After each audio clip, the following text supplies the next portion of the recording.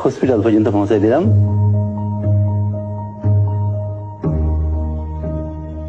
আমি ভয় পাচ্ছিলাম যে কেউ আমাকে চিনে ফেলে কিনা, বিশেষ করে তৎকালীন সরকার পক্ষে কেউ আমাকে চিনে ফেলে কিনা।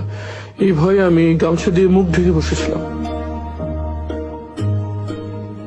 অনেকক্ষণ বসে থাকার পর যখন দেখলাম এক এক ওখানকার স্টাফরা আসছে, তখন আমি যে গার্ডের সাথে কথা বলার চেষ্টা করলাম।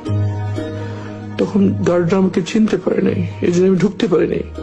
তখন আমি আবার যে বসে থাকলাম মেন গেট খোলার অপেক্ষায়, অথবা কেউ পরিচিত আসবে এই অপেক্ষায় প্রায় 1 ঘন্টা বসে থাকলাম।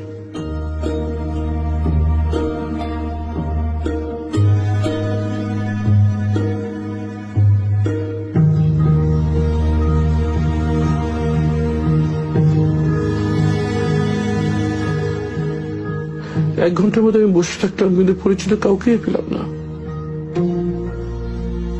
এরপর যখন রোগীদের আসা যাওয়ার জন্য প্রধান গেটটি খুলে দেওয়া হয়, তখন আমি ভিতরে চলে যাই।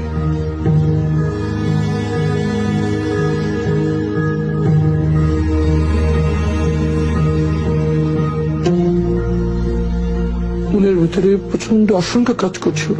আমার পরিবার কোথায় আছে, কিভাবে আছে, তারা কি জীবিত আছে?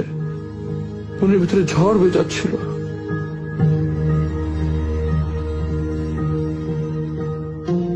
একটু পর ইমিগ্রেশনের পিআর অফিসার আশরাফ সাহেব সেখানে আসেন। উনি আমাকে আমার রুমে নিয়ে যান, যদিও তিনি আমাকে তখন চিনতে পারেন নাই। আমি ওনার কাছে স্মার্টফোনটা নিয়েই আমি গুগলে যাই এবং আমার নাম সার্চ দিই। সার্চ দেওয়ার সাথে সাথে এই ছবিটা স্ক্রিনে ভেসে ওঠে। তখন আমি ঠিক আমার চেহারা কাছে ভেবে নেই, আমাকে দেখা যায় ওনাকে চিনেন কিনা। তখন সাথে সাথে ভাই আমাকে চিনতে পারে এবং আবেগ আপ্লুত হয়ে পারেন আর কি। কথায় কথায় তার কাছ থেকে প্রথম জানতে পারি যে 5ই আগস্ট শেখ হাসিনা পালিয়ে গিয়েছে। আমি তো বিশ্বাসই করতে পারছিলাম না, আমার কাছে স্বপ্নের মতো মনে হচ্ছিল।